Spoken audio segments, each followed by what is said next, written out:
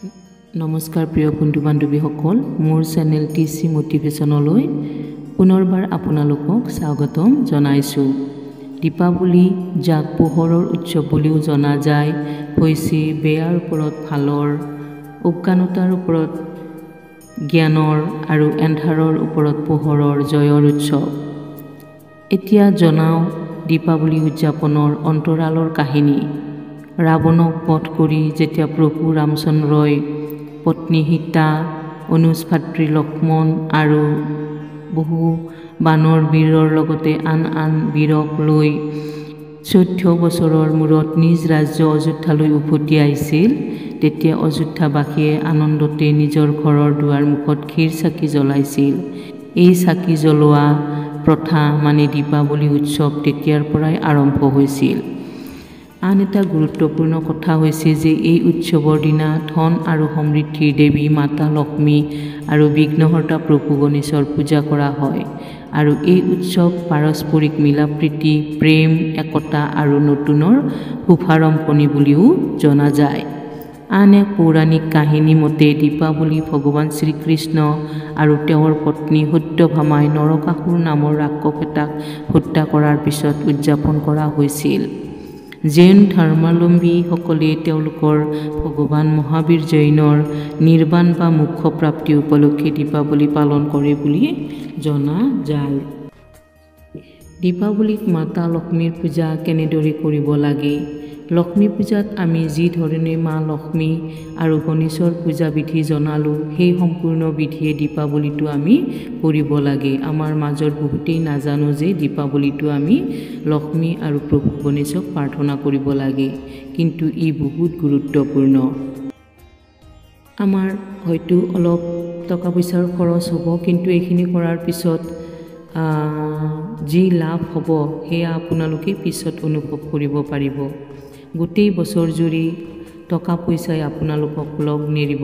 আপোনালোকে মোৰ ভিডিঅ' শুনি আছে মানে আপোনালোক মোৰ পৰিয়ালৰ সদস্য, গতিকে আপোনালোকৰ ভাল কৰাটোৱেই হৈছে মোৰ একমাত্ৰ উদ্দেশ্য। মই মোৰ ভিডিঅ'ত সেইবিলাক কথাহে আপোনালোকক জনাওঁ যিবোৰ কৰি মই নিজেই বহুত উপকৃত হৈছোঁ। এতিয়া মই কেইবাটাও গুৰুত্বপূৰ্ণ কথা আপোনালোকক জনাম, মন দি শুনি যাব। দীপাৱলীৰ লগত ওতঃপ্ৰোতভাৱে জড়িত হ'ল ধনতেৰছ। ধনতেৰছ আৰু দীপাৱলীৰ গধূলি কাকো ভুলতেও গাখীৰ, দৈ, তেল, সীহা, চাউল, পইচা আদি দিব নালাগে। এইবিলাক বস্তু প্ৰদান কৰিলে পৰিয়ালৰ সমৃদ্ধি বা সন্মানত হানি হ'ব পাৰে।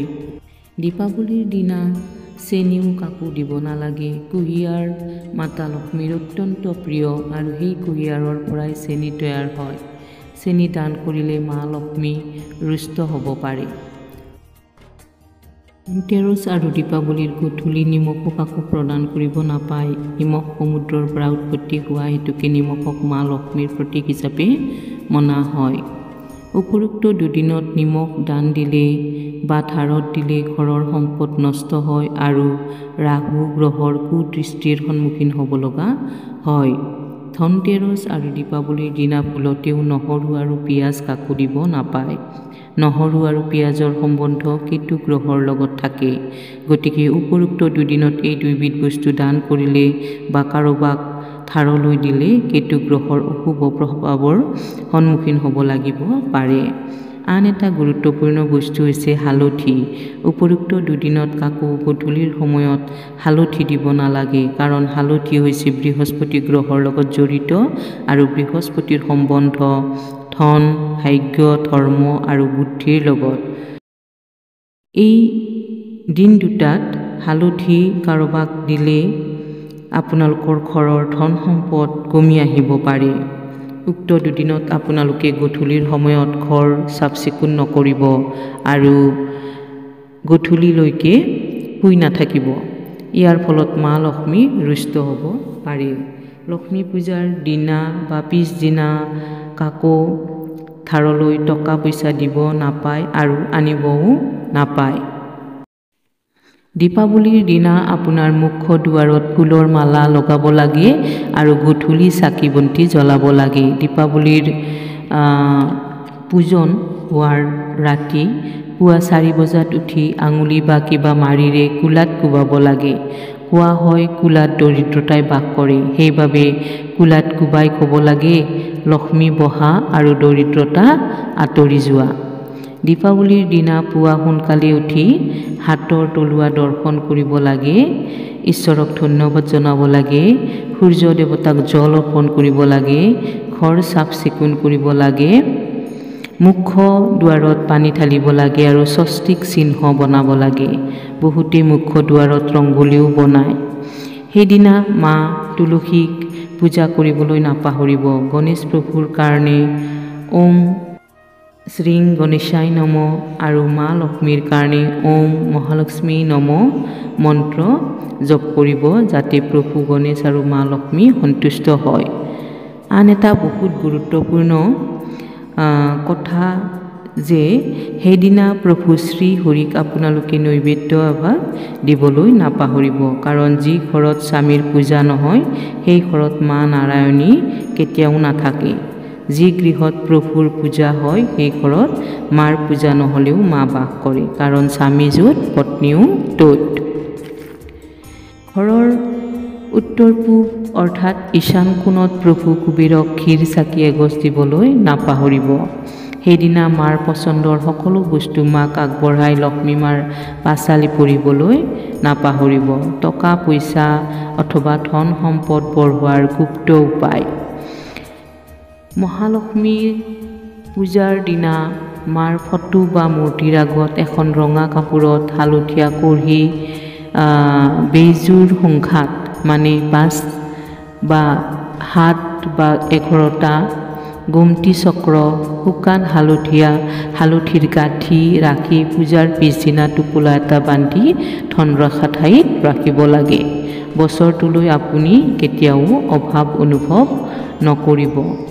বাস্তুশাস্ত্ৰৰ মতে ঘৰত পইচাৰ সোঁত ববলৈ আপোনালোকে ধনতেৰছৰ দিনা ৰূপৰ মুদ্ৰা এটা, য'ত মা লক্ষ্মী আৰু গণেশ খোদিত কৰাই থাকে, ঝাৰু, নিমখ, ধাতুৰ কাঁচ, শ্ৰীফল কিনি আনি প্ৰাৰ্থনা গৃহত ৰাখিব লাগে। ঘৰৰ শান্তিৰ কাৰণে কাজিয়া পাতি নহ'বলৈ ময়ূৰৰ পাখি অৱশ্যেই ঘৰত ৰাখিব লাগে।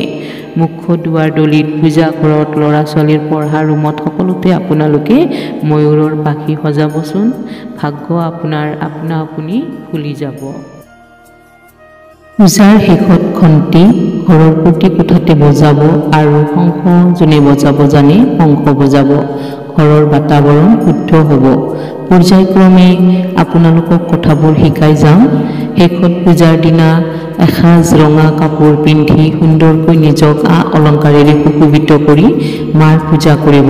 ৰঙা সেন্দুৰৰ ফুটটো ডাঙৰকৈ ধাৰণ কৰিব। মা লক্ষ্মীৰ আশীৰ্বাদ নিশ্চয় লাভ কৰিব। পূজা বিধিৰ বাবে লক্ষ্মী পূজাৰ ভিডিঅ'টো আপোনালোকে চাই ল'ব। ডেছক্ৰিপশ্যনত লিংক দি দিম। একেখিনি কথাকে দোহাৰি থকা নাই। সৰ্বশেষত সকলোকে দীপাৱলীৰ অশেষ শুভেচ্ছা জনালোঁ। চাকিৰ পোহৰে সকলো মানুহৰ মনৰ পৰা বেয়া চিন্তাবোৰ দূৰ কৰি সংসাৰবিলাক সুন্দৰ কৰক। আমাৰ ঘৰবোৰ সুখ শান্তিৰে ভৰি পৰক। ধন্যবাদ। জয় মা লক্ষ্মী।